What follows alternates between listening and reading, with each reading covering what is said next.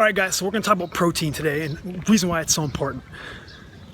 So as we age, we start to lose our muscle mass, and consuming protein is extremely important to try to maintain that muscle mass, not to mention the enzymes, and enzymes are basically catalysts for hormones. So we got to make sure that we're consuming enough protein, not just to maintain lean body mass, but also for our hormonal health, anti-aging.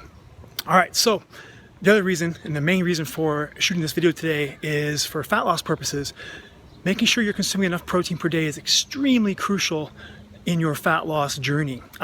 Protein has the highest thermic effect of food, coming in at 20 to 30% of its own calories get used in the digestion process, whereas like 6 to 10% of carbohydrates get used and 2 to 3% of calories of fat get used. So basically a third of your protein that you consume is used just to digest it.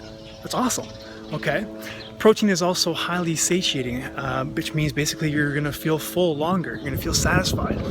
And these two aspects alone are extremely important for fat loss, because I don't want you to be hungry on a fat loss diet. I don't want you to be angry, okay, or moody or anything else. And that basically, we call that hangry in the fitness industry. But dieting, you don't have to be suffering when you're in a fat loss diet, okay? When you're in a calorie deficit, you don't have to suffer. What you need to do is make sure that your diet has enough protein in it, okay? But also enough micronutrients from fruits, vegetables, beans, legumes, lentils, whole grains, nuts, seeds, okay? You guys follow me long enough, you know that I really prescribe or promote kind of an 80-20 rule here.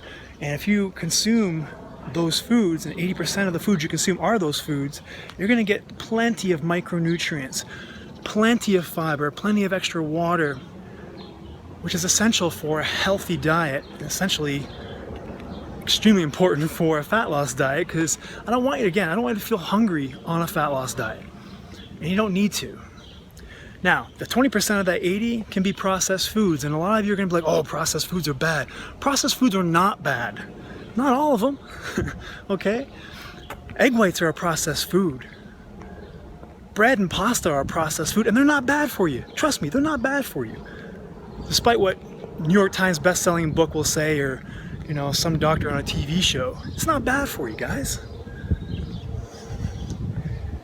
Protein powder is a processed food, okay? Tortillas are a processed food, but all these can drive healthier foods, like when I have tortillas, I'm having, chicken tacos and things like that.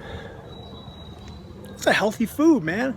And a lot of my clients especially will be like, oh, what'd you eat for dinner last night? Oh, I had chicken tacos. And they're like, oh, you had tacos. Well, yeah, I had tacos. What's the problem? What's wrong? Oh, aren't tacos, not good for you? Well, I mean, if you go to Taco Bell, those aren't the best tacos in the world, but, making homemade tacos with chicken and even like lean ground beef, it's a pretty solid meal right there, guys. Anyway, I just want to make sure you guys aren't like classifying food as good or bad, and trying to like label food as it's the devil, like bread is the devil, bread's gonna make you fat. No, bread doesn't make you fat, guys.